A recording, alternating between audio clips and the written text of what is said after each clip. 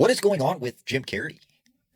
So recently, Jim Carrey was spotted at an award show, and he did not look like himself.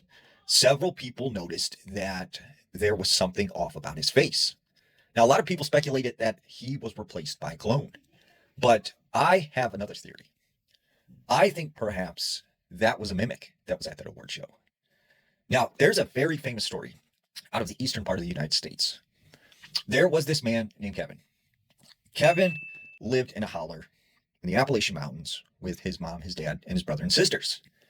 And on the weekends, his parents would often leave him alone watching his brothers and sisters.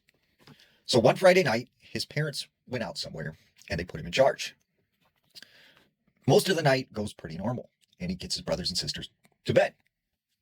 But later that night, as he's laying in his bed, he begins to hear his brother's voice. And at first, he thought his brother was, up out of bed, like running around the house. But as he gets out of his bed, he starts to notice his brother's voice is coming from outside. And so he thinks, oh no, like my brother's gone outside. I need to get him inside because if my parents get home, they're going to be very mad. So he goes outside of the house. And when he goes out the back door, he starts hearing his brother's voice. And it's coming from the shed. So he goes over to the shed. And he starts yelling at his brother, like, you better get inside. You're going to get in trouble. Like, don't make me come in there and get you. His brother doesn't respond. So once again, he says, you better get out of their shed or you're going to be in big trouble.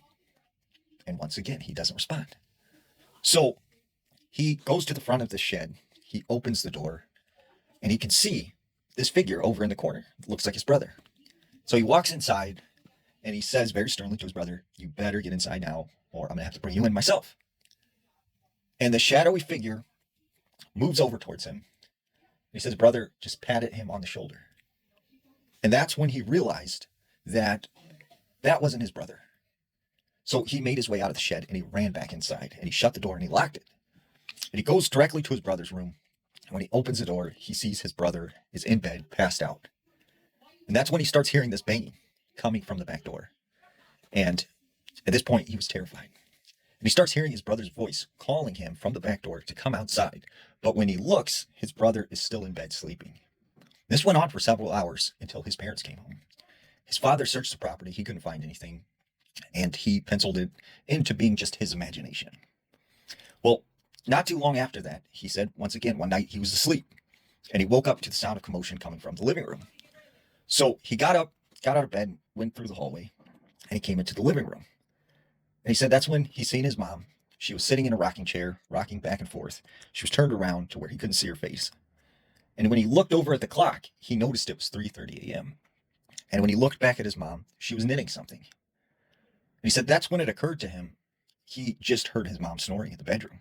So he turns around, he runs into her bedroom, and sure enough, there she is in bed. And when he wakes his parents and they go out there, there is no one there. But there is needles and a crocheted blanket sitting on the rocking